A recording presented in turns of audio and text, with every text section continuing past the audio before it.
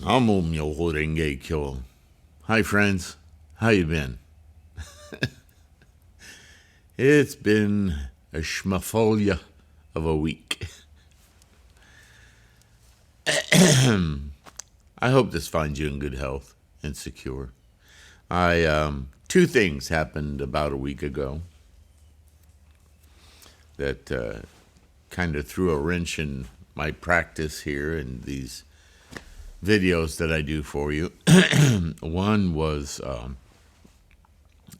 I apologize if I sound a little rough, look a little rough. I don't know if you can see it. I got some swelling. Had surgery on my neck. Not the first time. They went in and ripped out a messed up disc, and I have now yet another vertebrae fused in my neck. And my endurance for holding a cell phone or working on a keyboard, or I suspect I'm holding off on picking up this book because I'm not going to last long. But that's not going to prohibit me from making the effort.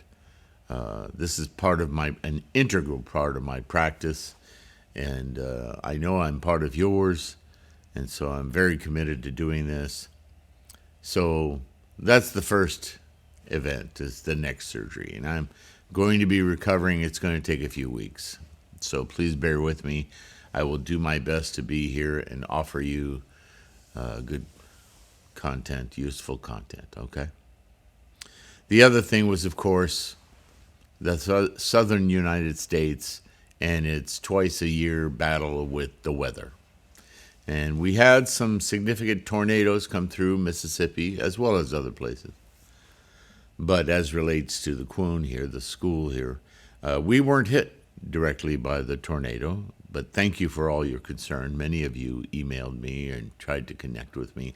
I had no internet. I couldn't comment back. It was, if I could use somebody's phone that had data privileges on it, which I don't, it's too much money. I can't afford it. But I had no access to Wi-Fi, to internet, I couldn't send out a message to my patrons to let them know what's going on, to all of you guys, either on YouTube or in email. I had no way of letting you know, and I felt really bad about that. I can't think of an auxiliary plan unless I send out snail mail, and I don't have those addresses, so. But yeah, the internet knocked out our internet provider,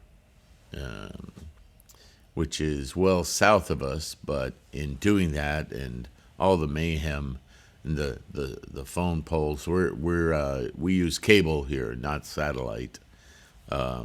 Satellite, speaking of expensive and ridiculousness and slowness, yeah, just not an option.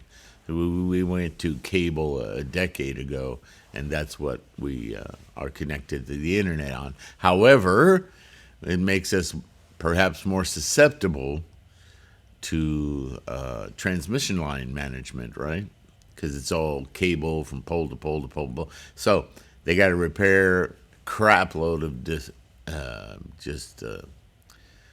destroyed infrastructure when a tornado comes through, or a hurricane, or whatever, and tears up those poles and those lines and so on. So we finally got back last night. I uploaded a video that I'd made a few days earlier when I got home from the hospital. Whew. Anyway, I don't want to spend too much time on this, but I wanted you guys to know what happened.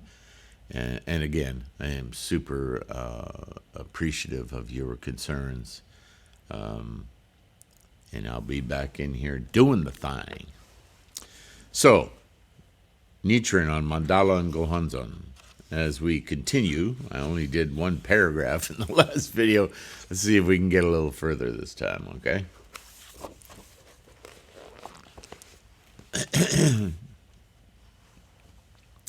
Even among those who embrace the Lotus Sutra according to its words, and we talk all the time about how the words can be problematic as an attachment point instead of seeking beneath the words the meaning.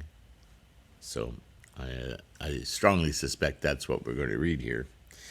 Many embrace the Lotus Sutra according to its words. There are some who resent the votary of the Lotus Sutra, either because of their greed, anger, or foolishness, because of worldly matters, or because of his various actions. Although such people have confidence in the Lotus Sutra, they will not obtain the benefit of resolve. And I talk about this all the time. It is a benefit, but it is also something that you must strive for. Knowing, memorizing, knowing all the right words to say, even chanting. If it's just a rote repetition without the internal drive, the ichinen, the desire, the will, the commitment, and the confidence, because it's one thing to have commitment, but if you don't trust that you can achieve it,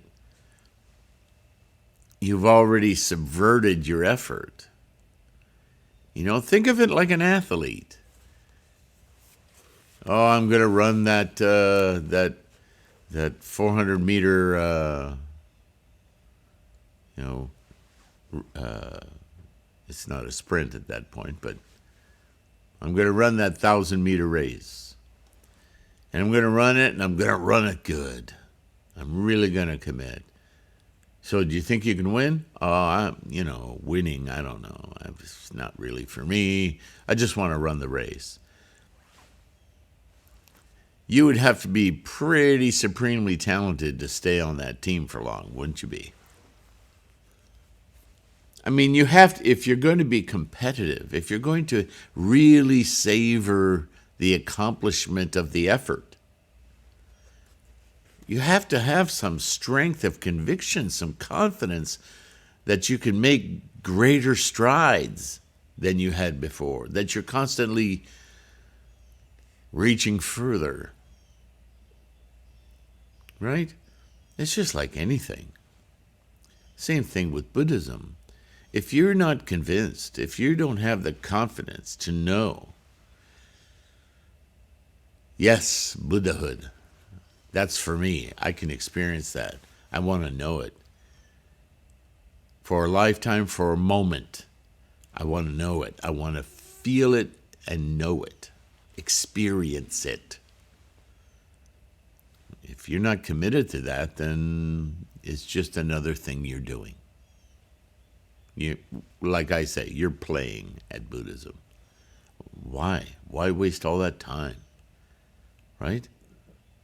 And yet, yes, we read that even so, you will create benefit for yourself, merit for your life. But how profound can it be? How life-changing can it be? Certainly, things will adjust in your life. I don't know about you, but I want to know. I don't want to play. Tell me it takes a long time. I'm cool with that because I'm committed, right?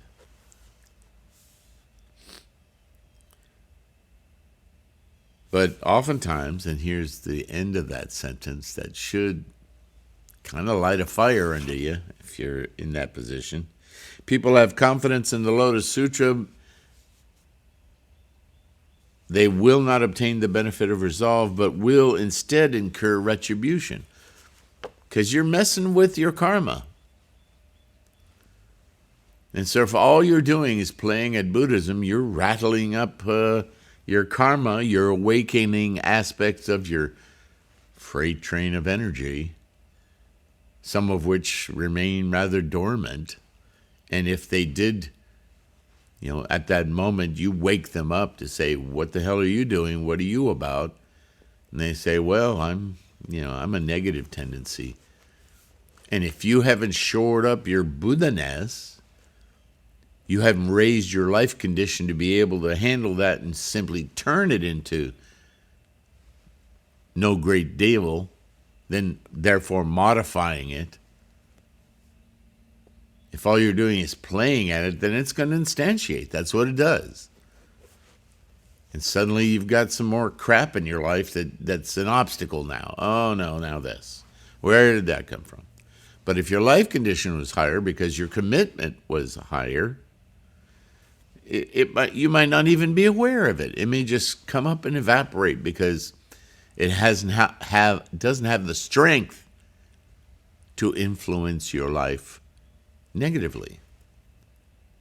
This is why we want to maintain our Buddha-ness, right? Bodhisattva way.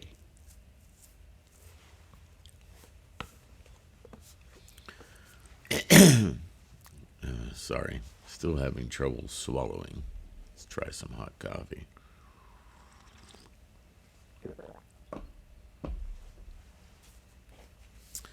To explain, he continues, if a son disobeys his father and mother, he will be acting in an unfilial manner, except in a case where his parents are plotting a rebellion.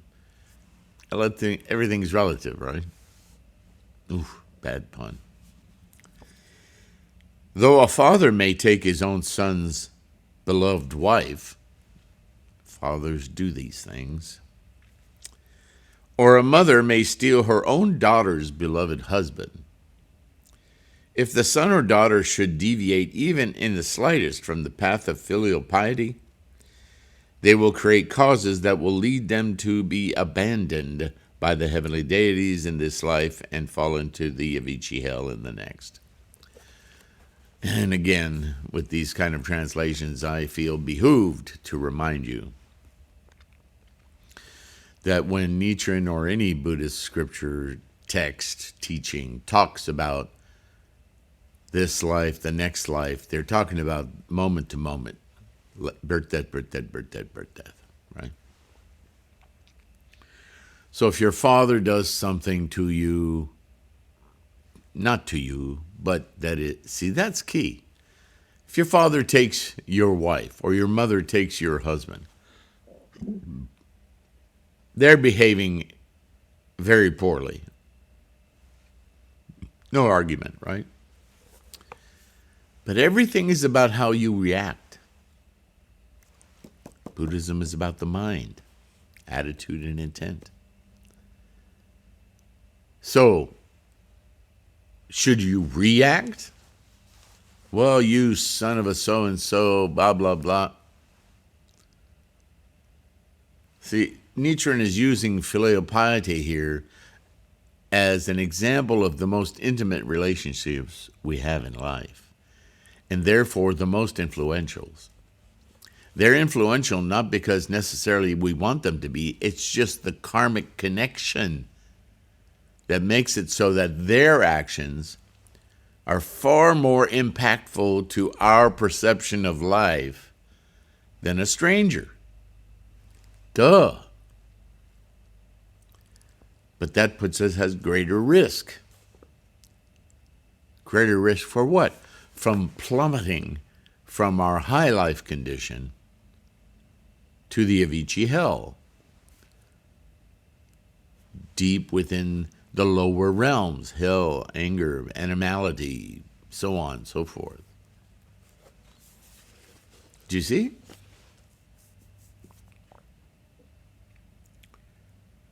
How do we keep that from happening? Because it may not be the taking of your loved one, but whatever it is, from very tiny to very great, those things are much more powerful than, as I said, from a workmate, a classmate, a team member, a stranger.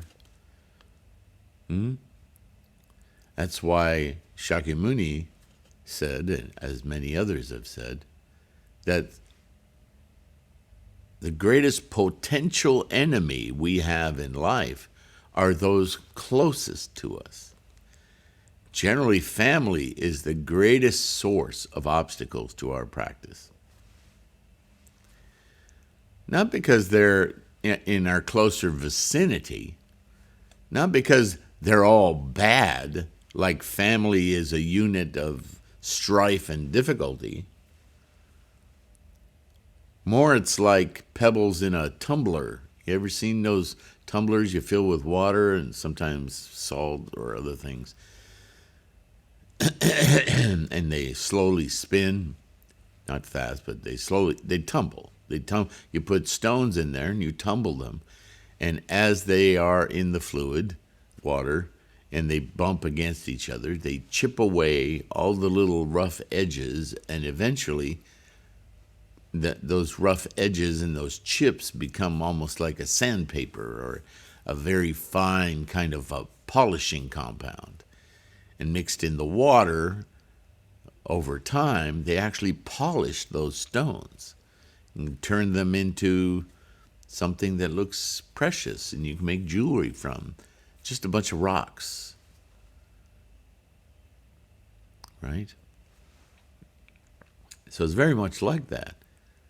It's not that they have bad intent. It's just the nature of all your karma in vicinity, close proximity, coming from generally the same energetic constructs, sometimes share negative karma that's very similar, touches themselves off. It just happens. It's like chanting, without chanting though.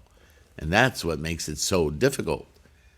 By chanting, we can mollify, as I said earlier, start to polish those stones rather than reacting to, ow, ooh, ow, you chipped me, oh, you son of a, right?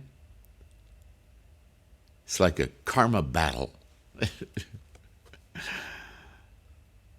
And with our practice, we can keep above the tumbler and understand the polishing process without getting down into the muck.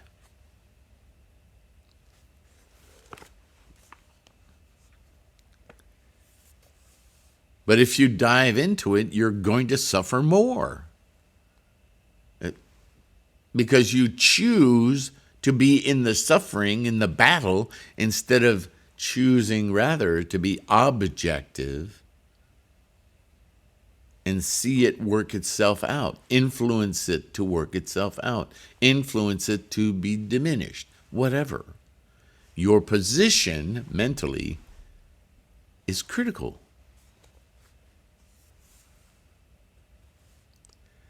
Though if sorry.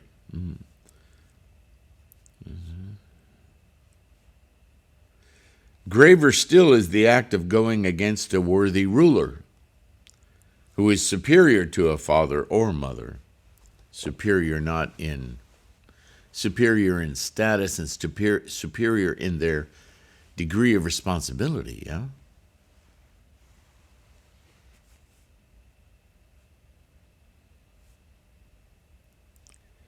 And even graver is that of going against a secular teacher who is 100,000, 10,000 million times superior to one's parents or the sovereign. Why is that?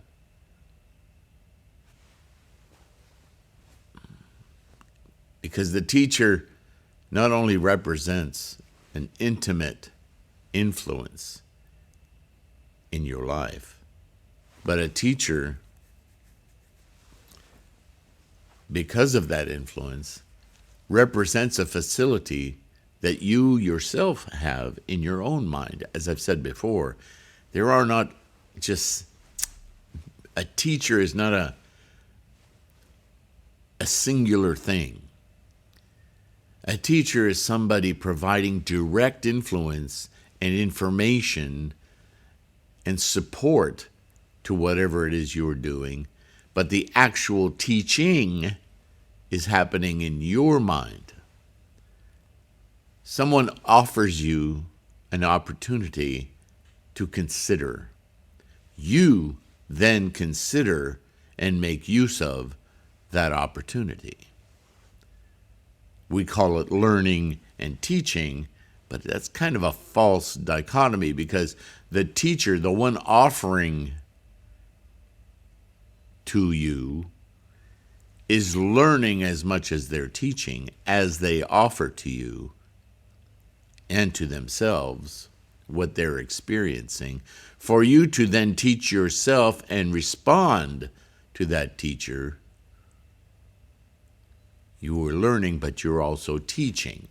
So the two words are really the same. They're part of the same rubber band. We see them as separate things, but they're not.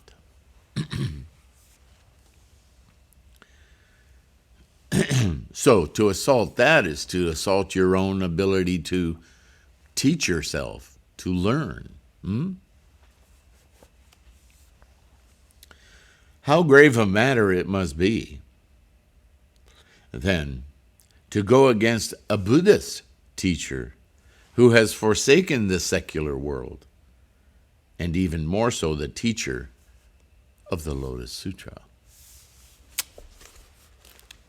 So he's really putting a scale to our, again, it's about our attitude and intent. How committed are you to Buddhahood? Remember, one of the things that we learn about Buddhahood, or our practice of Buddhahood, our practice of bodhisattvaness, is that everything and everyone is our teacher. The size of that statement takes on unfathomable proportion now. Because not just Bob is my teacher. Buddha is my teacher. Buddhahood is my teacher. The universe is my teacher. Why? Because the universe is where I instantiate my potentials, my tendencies and conditions. Seeing those, obviating those, opening my eye, my Buddha eye of perception of those tendencies and conditions, I now can drive the ship. I now can navigate the karma of my life. I now can express, instantiate to the benefit all of my potential without getting dragged down by illusions from negative potential, because it's there. I just don't need to follow that into its rabbit hole of suffering. I can minimize it, I can turn it off, and I can live more and more in the life-affirming potential of life.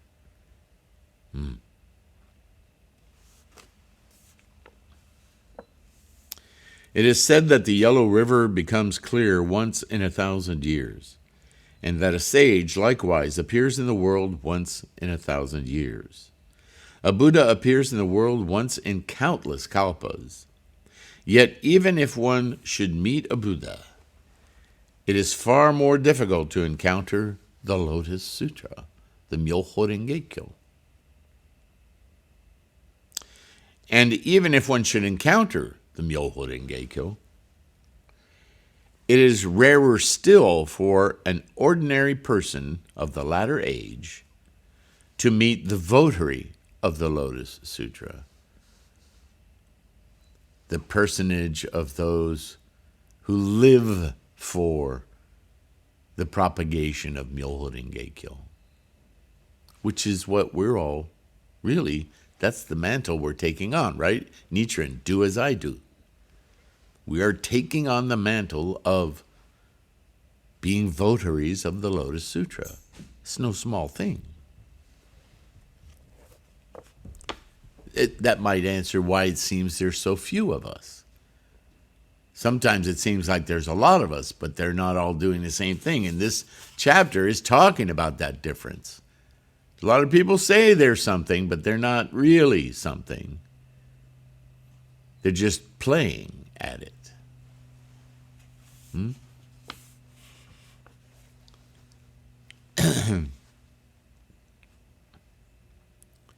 The reason is that the votary who expounds the Myoho Renge-kyo in the latter age surpasses the Buddhas and Bodhisattvas appearing in the Sutras of the Flower Garland Sutra, the Agama Sutras, the Correct and Equal Sutras, and the Wisdom periods, and the 1,200 or more honored ones of the Mahavajrayana and other sutras.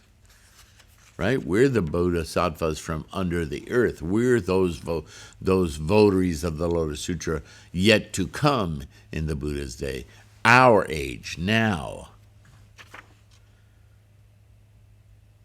And those earlier sutras, those earlier bodhisattvas and the followers of these earlier sutras, they did not expound Myoho Renge-kyo. They did not expound this immediate method of instantiating Buddha-ness. They did not.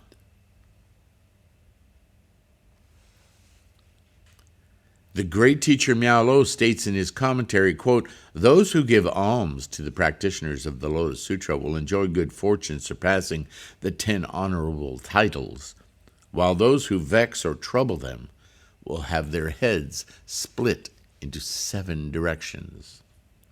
What does that mean? You psychologists out there, think about that. You ever known anyone that way? Have you ever felt that way? Like you just didn't know which way to go, which way to duck. You didn't know what to do with your life. Everything's a mess. Things are pulling you every which way or pushing you every which way. You just don't know what to do with yourself. Isn't that how it feels to have your mind split into 7 different directions?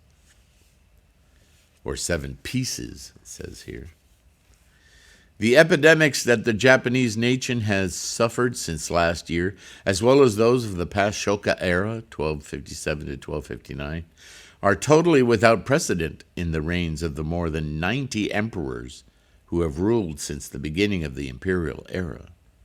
These calamities appear to stem from the fact that the people hate the presence of a sage in this country. This is exactly what is meant when it is said that a dog that barks at a lion will have its bowels ripped open, and that an Ashura who tries to swallow the sun and moon will have his head broken. 2/3 of all the people in Japan have already fallen ill in the epidemics, and half of these have perished. The remaining third may not be afflicted in body, but they are afflicted in mind. Visibly or invisibly, their heads have surely been broken.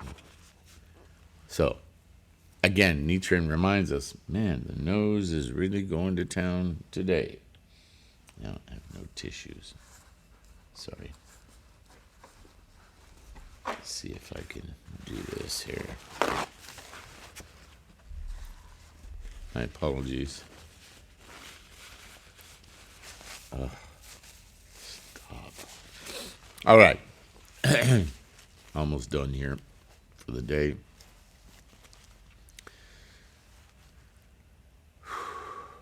There are 4 kinds of punishment: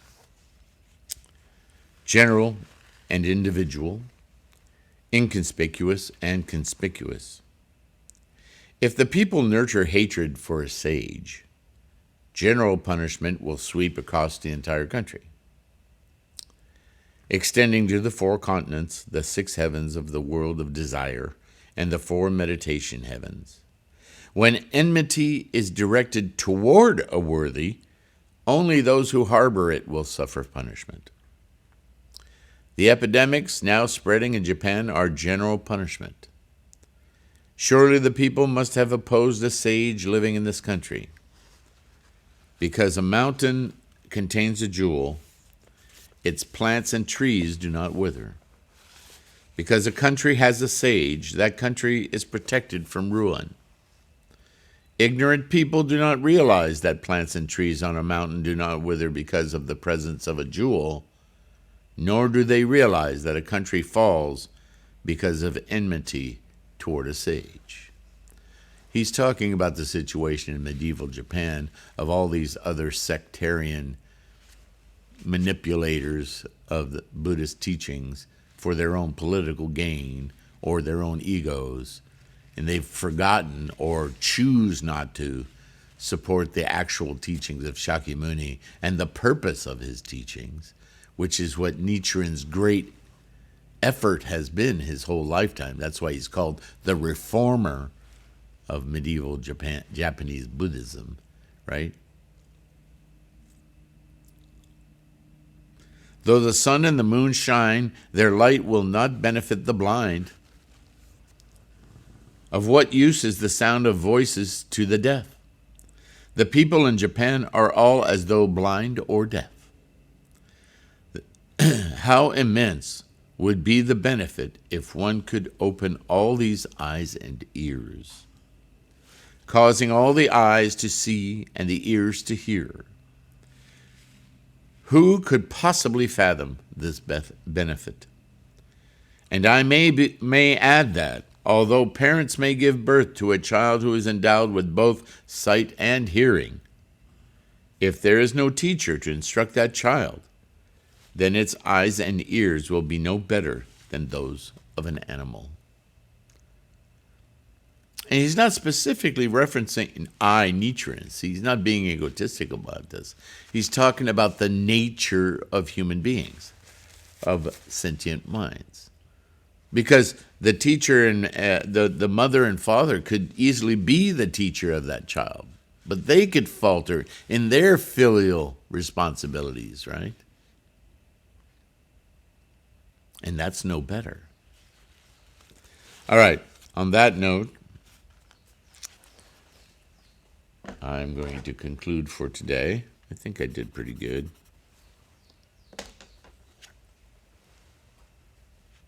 Among the 10 directions, all the people in Japan aspire to the West. All right. We will continue with this. Remember, it's available as an ebook on threefoldlotus.com or as a print book if you like print books. I do, but a lot of people these days, and I've heard from you, you love to read on your iPads or your devices or whatever. And that's terrific. It's much easier to get an ebook now and download it, have it, no shipping, no waiting. I mean, that's pretty awesome, especially to those of you in other countries. And there are many of you, so thank you. Thank you for being here. Thank you for your practice. Thank you for your support. Patrons, you guys are steadfast and you so tremendous recently, and I think largely due to the ebooks. Many of you have supported this effort, this resource, through the purchase of ebooks, and it was felt. Thank you so much. In the meantime, please take care of your health so that you can continue with your practice, make it strong, get determined, instantiate Buddha, yes? I'm so grateful for this opportunity and for you guys to support this opportunity. Like, subscribe, it helps grow our presence, this Sangha. And I will see you in the next one. No matter what. All right. Take care of yourselves. I'll see you soon. Bye for now.